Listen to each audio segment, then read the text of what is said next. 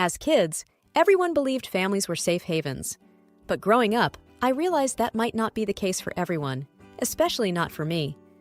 Our small suburban house was always filled with laughter and chatter, but not always the good kind. Our living room was a cozy space with mismatched cushions, a worn-out rug, and walls covered with photos, mostly of Clara. Clara with a trophy, Clara on her first day of school, Clara in her dance costume. There were some of me, of course, mostly hidden behind the vase, or partly obscured by another brighter, shinier photo of Clara. One afternoon, as I was rearranging the living room, Mrs. Henderson, our next-door neighbor and my mother's longtime friend, came over. A warm aroma of freshly baked cookies filled the air, her standard visiting treat. "Margaret," she greeted, enveloping my mother in a hug. "How are the girls?" Before my mother could reply, I stepped forward, offering a tray of lemonade. "Hello, Mrs. Henderson?"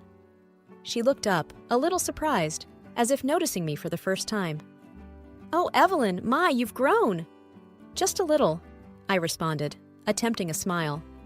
My mother chimed in. "Wait till you see Clara. She's become quite the young lady." On cue, Clara danced into the room, her blonde hair bouncing with every step. "Auntie Jen." She wrapped Mrs. Henderson in a tight hug. Mrs. Henderson chuckled, holding Clara at arm's length. "Look at you! Margaret wasn't kidding. You're blossoming so beautifully." Clara beamed, twirling for effect. The conversation flowed easily after that, Clara narrating her recent school achievements and dance recitals. At some point, I tried to join the conversation, mentioning a recent school project. My mother brushed it off. "That's nice, dear," and immediately redirected the topic back to Clara's accomplishments. I could feel a familiar sinking feeling in my chest, the need to be seen, to be recognized. As the afternoon sun streamed into the room, casting shadows, I overheard my mother's soft voice. Evelyn was just a test case for Clara. Mrs. Henderson frowned. "Margaret, that's a harsh thing to say. They're both your daughters." Clara looked between the two adults, confusion clouding her bright eyes. "I just mean," my mother tried to explain, "that with Clara, everything was easier. She was planned." I felt a lump forming in my throat, the weight of being the unplanned child pressing down on me. Mrs. Henderson, sensing the tension, tried to lighten the mood. "Both your girls are special, Margaret. Don't forget that." Clara piped up, her innocence shining through. "Mommy, does this mean you love me more than Evie?" My mother hesitated, then replied with a gentle squeeze on Clara's hand. "Both of you are loved, just differently." Hearing those words, I retreated to my room. The sting of their implications burrowed deep, forming scars that would last a lifetime. Juggling between university lectures and 2 part-time jobs was not how most people envisioned their college experience. For me, every morning began at dawn, serving customers at the local cafe, filling them up with their morning dose of caffeine. Afternoons were all about classes and group projects, and by evening, I was surrounded by a sea of books at the local bookstore where I worked the second shift.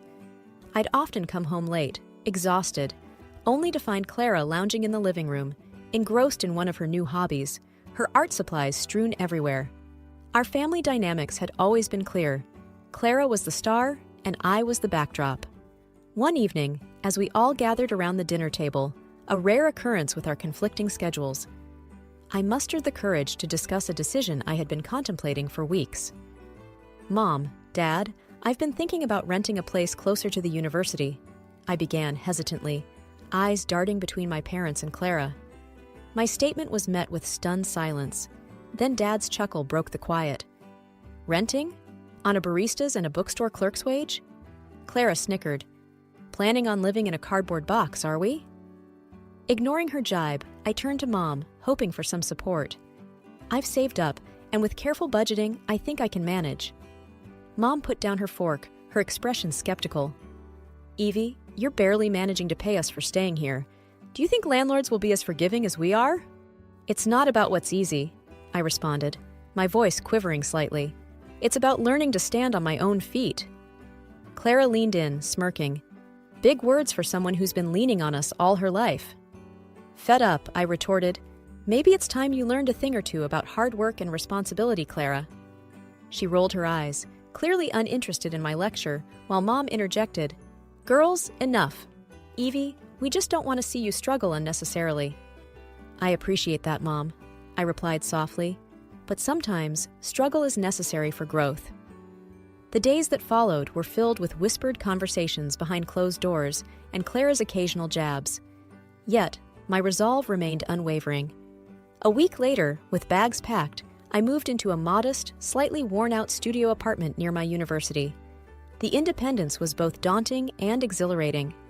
While the family home, with its comfort and familiarity, was just a few blocks away, the emotional distance felt like miles.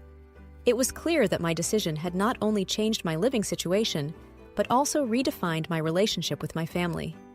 The distant city lights shimmered through the curtains of my apartment, their soft glow contrasting the dark room. Engrossed in a particularly demanding case file, I was carefully making notes when my phone's unexpected ringing snapped me out of my concentration. I saw Clara's name on the screen and felt a pang of unease. Our last interaction had been months ago, and it hadn't been pleasant. Taking a deep breath, I swiped to answer. "Clara?" There was a pause, so unusual for my normally outspoken sister. Then, with an icy detachment, she said, "Dad's gone." For a moment, the words didn't register. "What do you mean, gone?" I stammered. She exhaled loudly.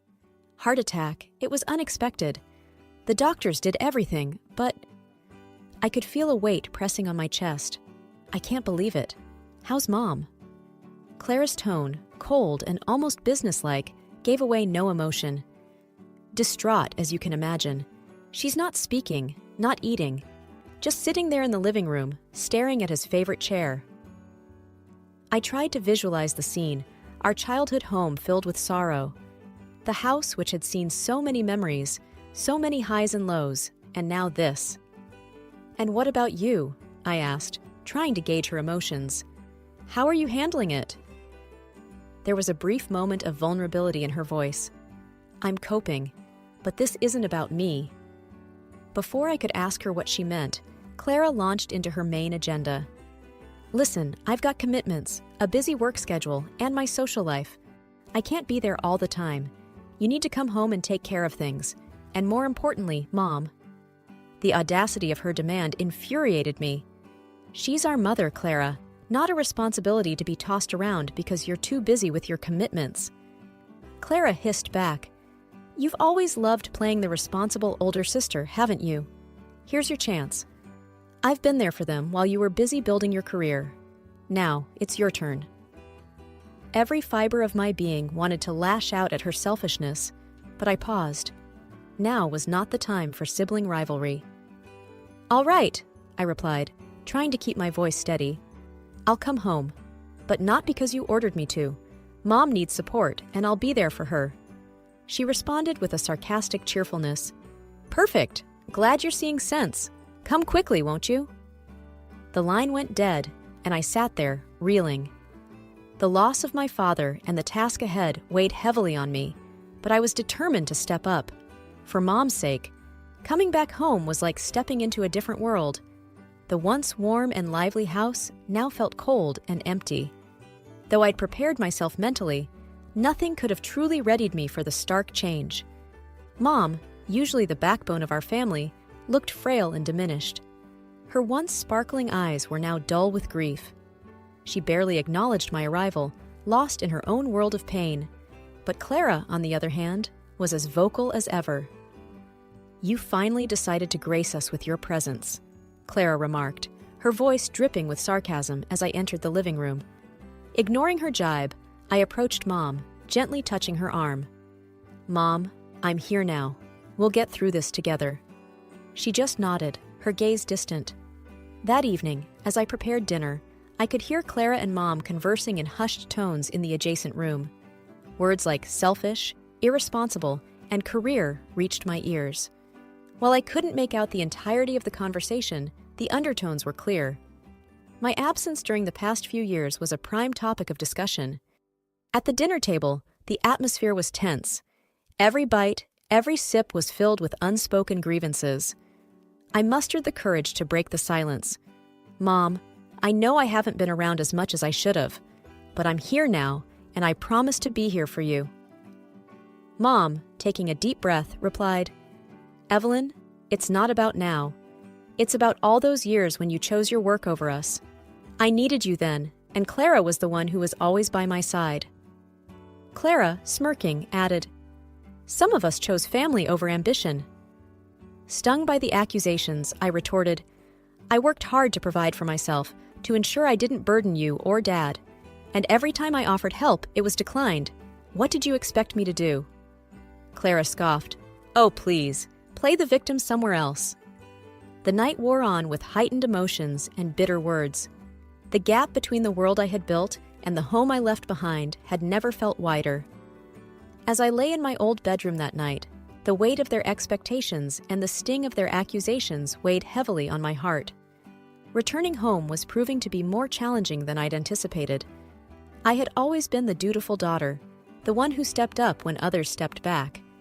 From the moment I moved back into my parents' house, I took on the role of caregiver for my ailing mother. It wasn't an easy job, but it was the right thing to do. But no matter how much effort I put into making things comfortable for her, nothing ever seemed right. Every morning, I would make her favorite breakfast and try to engage her in conversation. But the response was always the same, a muttered complaint about the eggs being too runny or the toast too burnt. I would bite my tongue and nod, promising to do better next time.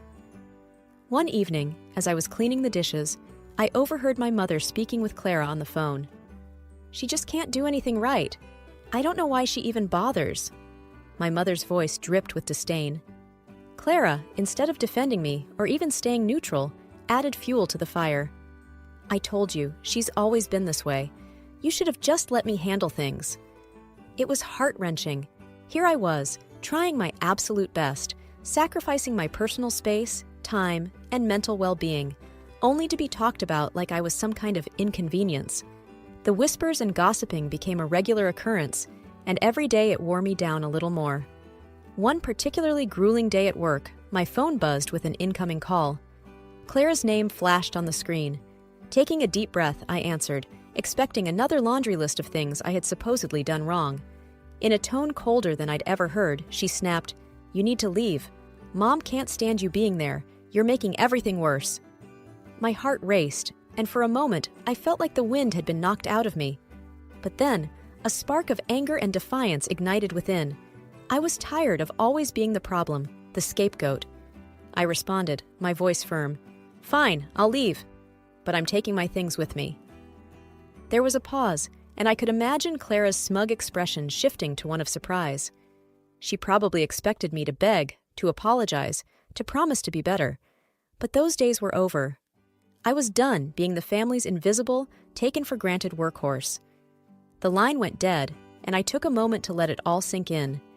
It was time to reclaim my life and stop letting others define my worth.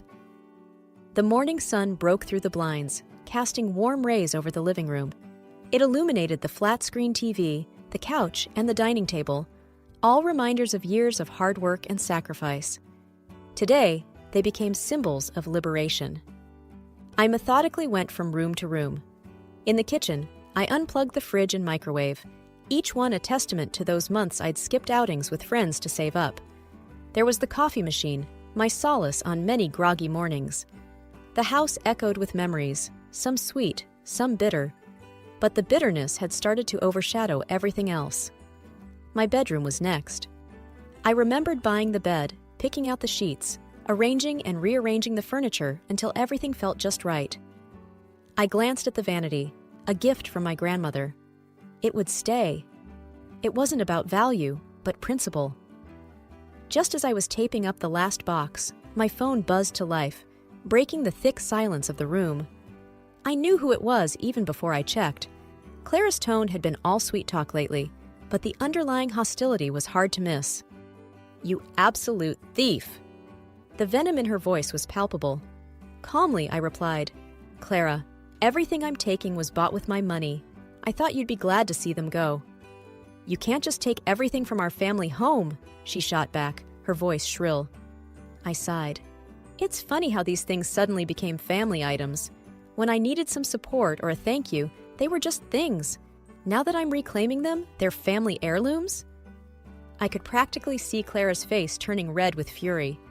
You're ruining everything just because of your stupid ego. I laughed, a sound filled with irony and bitterness. Ego? Clara, if this was about ego, I would have left ages ago. This is about respect, value, and standing up for myself.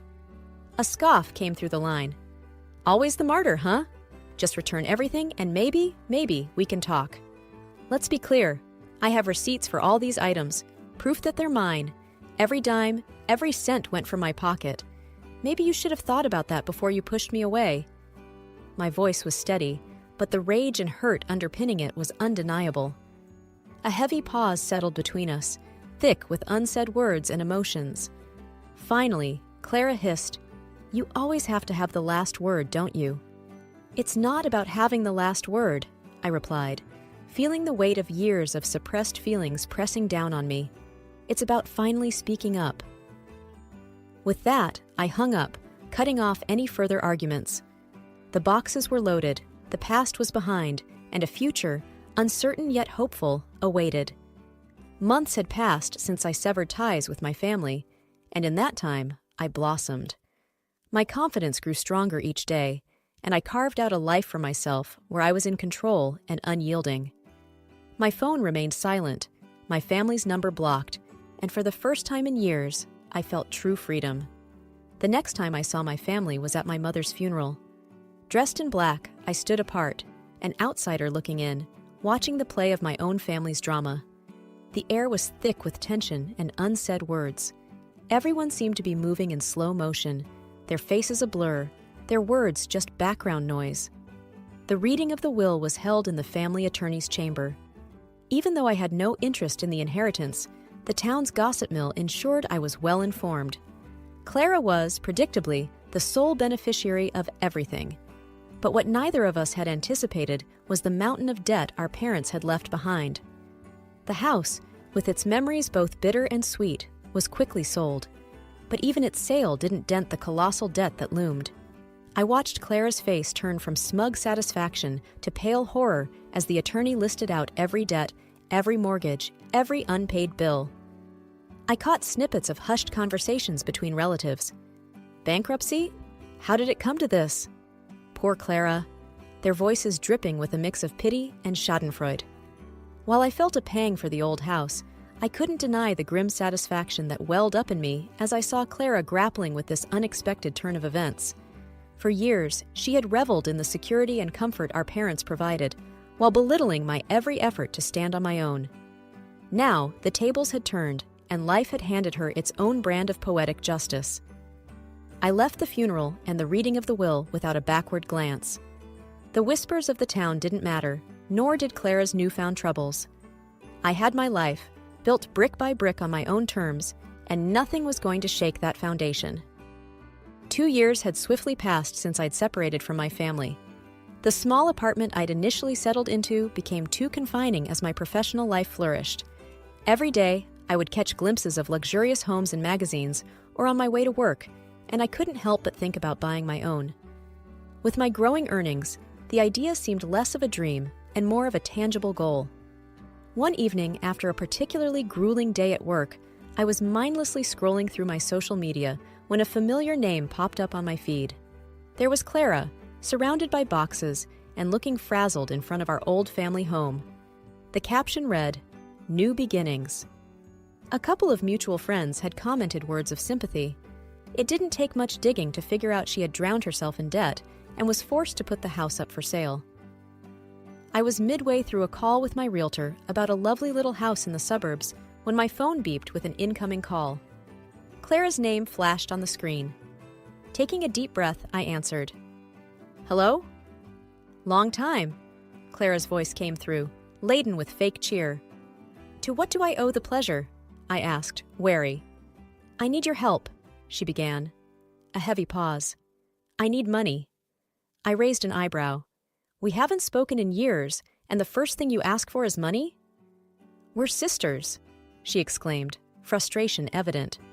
"That didn't seem to matter when you kicked me out," I remarked coldly. I wouldn't be asking if I had another option, she snapped. The house needs to be sold, and no one's buying. I'm drowning here. A silence stretched between us. My thoughts raced. I'm not giving you money, I finally said, voice unwavering. But I'll offer you a deal. Clara exhaled audibly, waiting.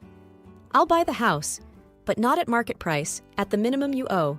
Take it or leave it. Her response was a soft, defeated, fine. The following weeks were a blur of paperwork, bank visits, and meetings. The day I received the keys to my childhood home was bittersweet. There was no triumphant return or a celebration, just a silent acknowledgement of all that had transpired. The house, once a symbol of fractured relationships and painful memories, now stood as a testament to my resilience and determination. As I set about making it my own, memories of the past were replaced by plans for the future. There were no more calls or messages from Clara. Our paths had diverged, and perhaps it was for the best. In the ancestral house, now mine, I built my sanctuary. The echoes of laughter and love soon filled its hallways, drowning out the whispers of the past. Forging ahead, my way, on my terms. All right, everyone's presentations are done, Nick, the manager, said as he tried to move the discussion forward. Excuse me, I haven't. I recently found out something. Nick interrupted me and began to speak. There's apparently someone in this department who didn't graduate high school and is just a part-timer. Meetings should be for employees only. Absolutely right. His lackey, Mike, of course, agreed with Nick. I'm leaving. After leaving the meeting room, I started to shut down my computer. I noticed that an email had arrived, not in my personal inbox, but in the company's shared email. Thinking, there's no point in speaking up, no one will listen, I went home quietly. The next day, I heard a commotion from Nick's desk. He was staring at his computer screen, his face pale. Nick! Is something wrong? Mike looked at the screen with him. And he turned even paler than Nick. Why is he so angry? Knowing the reason for Mike's distress, I thought to myself, serves them right. My name is Adam. My mother passed away when I was in the 9th grade, and I was raised by my father. Well, you could hardly call it being raised. After my mother passed, my father changed. He drowned his sorrows in alcohol, and though he still went to work, he squandered our living expenses on horse racing. Because of that, I had to start working part-time as soon as I entered high school. Every month, I went to the convenience store with bills in hand that couldn't be auto-deducted from my father's account. Even though I endured it because I didn't want to be alone, I reached my limit in my second year of high school and dropped out. I found a live-in job at a distant inn. Thank you for everything. The day I left home, my father, still staring at the TV, spoke. Take care. That was our last conversation. Back then, 18 wasn't the age of majority, so I needed my father's permission to work, and I couldn't hide my place of employment. Yet, my father never visited me even once. I kept working just to survive, and before I knew it, I was 42. Years of hard work paid off, and I was transferred to the headquarters. I was thrilled to be recognized by the company, as I thought I'd be working in the field until retirement due to my lack of formal education. Listen up. Our work can change the future of our employees. Don't drag us down. On my first day after the transfer, Nick, dressed in an expensive suit, spoke sternly. There was a reason for this. Our inn was located in a prominent tourist destination, known so well that everyone in the state could sing its commercial jingle. At its peak, we had 5 locations within the state. But that was long ago. Due to financial difficulties and aging facilities, only the place where I had worked for many years and the original establishment remained. I was prepared to lose my job anytime, but now there was a glimmer of hope. With the rise of social media, the tourist area where the inn was located started gaining attention again. Depending on how hard the sales department, where I was transferred, worked, we could either thrive or be forced to give up this prime location to the new hotel chains continuously popping up. For Nick, who had switched careers from another industry to strengthen our sales, this was a battle he couldn't afford to lose. I understood why he had to be strict. I will do my best. Nick sneered at my enthusiastic declaration. Did you not hear what I said? I'm sorry. I thought I was listening carefully. Out of habit from years of customer service, I apologized reflexively, though I had no idea what had offended him. Someone was watching me with a smirk. In this department, there are those who are expected to excel and those who have been shoved here because they have nowhere else to go. You are the latter. It was Mike, the section chief. He's 7 years younger, at 35. But he was called to headquarters much earlier than I was and had been moving around within the headquarters ever since. I'm not jealous, but I can't accept that he's my boss. Graduating from a prestigious university, he has an unusually high pride and caused many problems as a newbie, making things very difficult for me when I was the front desk leader. When I found out Mike was transferred to the sales department a month before me, I was disheartened. Mike is right. With just a middle school diploma, there's not much you can do. Don't even think about achieving results. As if I didn't exist, Nick remarked, "I'm thirsty." Mike eagerly ran to the coffee maker. It seems Mike is Nick's lackey. I regretted being happy about my transfer to headquarters, wishing I had stayed on site forever. Send a direct mail to every company on this list by the end of the day. Nick only assigned me tasks that even a new graduate could handle. What? There are over 1,000 companies. You want me to send to all of them by today? Yes, if you and your fellow misfits split the work, even those with nowhere else to go should finish by today. I glanced at the employees typing away expressionlessly. They were worn out from customer service, only thinking about leaving on time, or were women reassigned after having children, with zero motivation for work.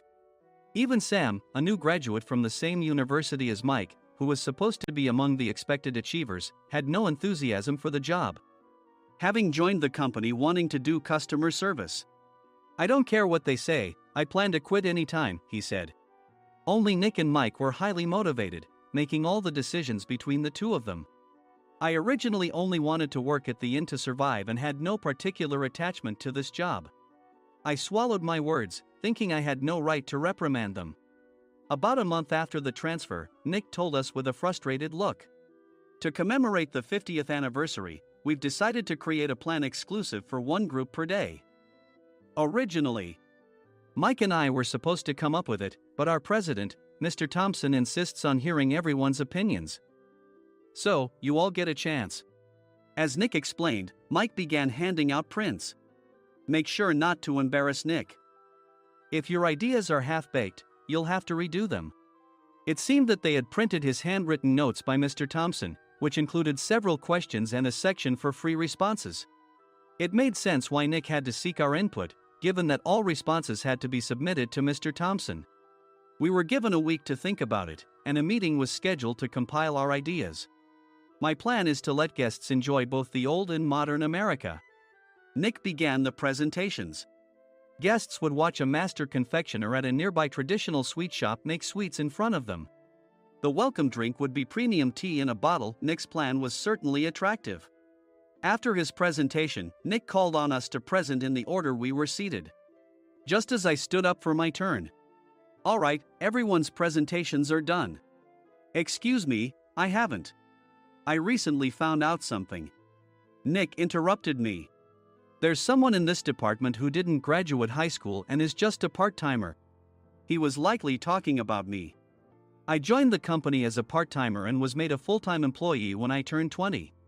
That was 20 years ago, so Nick and Mike probably had no chance to know until recently. Meetings should be for employees only. Absolutely right. After that, Nick kept creating opportunities to solicit everyone's opinions, purposefully excluding me from speaking. The meeting unexpectedly heated up and went past the scheduled end time. A few people asked to leave, and the discussion continued with the remaining few. Still here? Normally, you'd leave in that situation. Though I had no attachment to the job initially, hearing kind words from customers made me want to make them happier. For someone like me, with nowhere to go, the inn was my home and customer service was my life. I felt pathetic about my current self. I'm leaving. I left the conference room and started shutting down my computer. I noticed an email had arrived, not in my personal inbox, but in the company's shared email. Thinking no one would listen to what I had to say anyway, I quietly went home. The next day, while preparing the DM as instructed, I heard a commotion from Nick's desk. In his haste to stand up, he hit his knee on the desk. He stared at his computer screen, his face pale. "Nick? What's wrong?" Mike, thinking he should be the first to rush over, approached Nick while still wearing his coat. He peered at the screen with Nick. And he turned even paler than Nick. Why is he so angry? Who is responsible for this company? Nick, more irritated than ever, asked, and Mike answered without checking.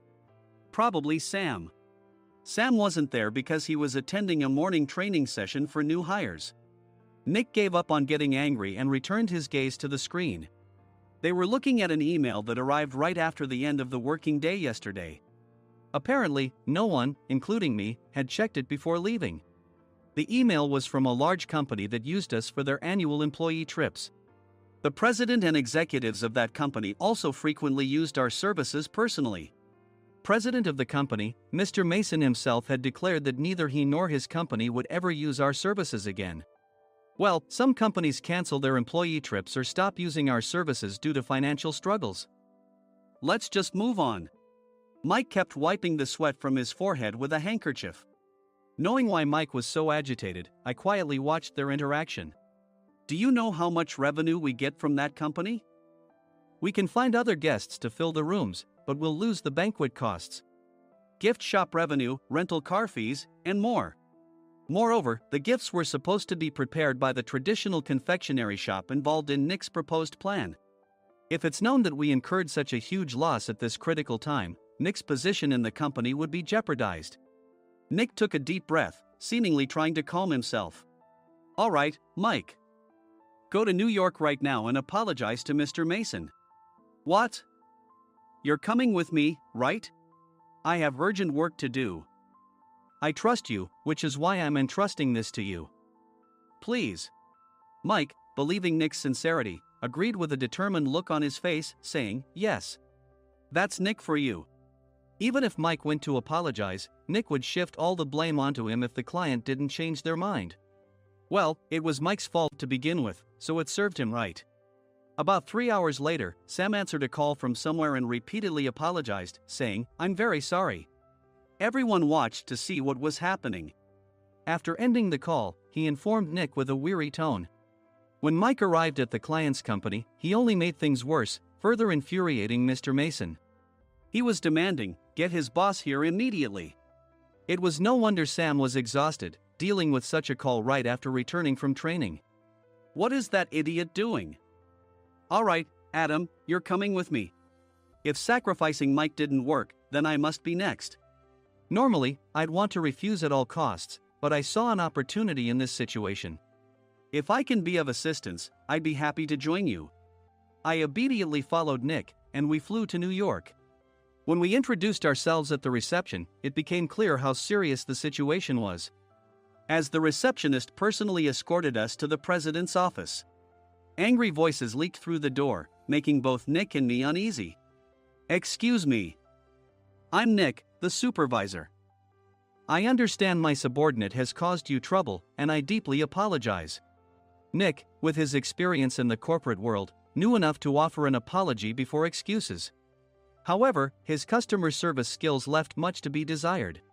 I sighed as I saw Mike trembling like a small dog in the corner of the room. What kind of training are you giving your subordinates? Mr. Mason glared at Nick with a red face.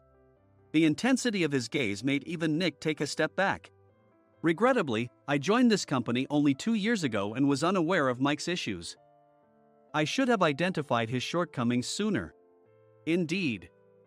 I should have realized sooner. No sensible person would come to apologize and then give a lengthy presentation on the drawbacks of not using their in. Nick froze, his mouth slightly open. Suspecting the worst, I picked up the documents that had fallen to the floor. It seemed Mike hastily prepared these documents on the plane, listing the disadvantages. Disadvantage 1, if you change the venue for the company trip, employees might suspect it's for cost-cutting reasons, leading to a negative impression. Reading it aloud half-jokingly, Nick snatched the papers from my hand and checked the contents with a furious expression. Among the stack of documents was a receipt from a nearby convenience store's copy machine. I felt a pang of dread. hoping he hadn't shown the receipt as well. What do you think he said when I asked what kind of nerve he had to do this? I'm very sorry. Faced with the dire situation, Nick must have thought there was nothing left to do but apologize. In a voice smaller than I'd ever heard from him, he uttered words of apology. He said, "I'm a Harvard graduate. I don't believe I said anything wrong." Mike! What have you done? Forgetting his plan to pin the blame on Mike, Nick yelled loudly, even in front of Mr. Mason. "I didn't do anything wrong." "You're still saying that? Look at him." Mike pointed at me with a shaking hand. "I was assigned to headquarters in my 20s and now I'm a section chief. This guy only made it to headquarters at 42. Everything I've done proves I was right. So why are we losing the contract?" Having said his piece, Mike collapsed to the floor. "Of course. You were sent there because you had nowhere else to go." Mike never expected to hear such words from someone he looked down upon. He lunged at me, and Nick hurriedly stepped in to stop him. "Mr. Thompson told me Mike is a quick thinker, and to take good care of him." There's no way he was pushed aside. "Don't make things worse here." "He didn't say quick thinker, he said only quick-witted, didn't he?" I don't remember that part." I recalled the many troubles Mike caused when he was a newbie. When Mike was on the front line, his pride was so high that he never apologized to customers. Customer service, especially in our job, doesn't work alone. It brings both good and bad situations. If the front staff or housekeepers made mistakes, or the cleaning company didn't properly clean a room, one had to apologize to the customers regardless of personal fault. Mike, in such situations, would never apologize, insisting he wasn't at fault. This often angered customers, and as the front desk leader, I frequently had to apologize on his behalf.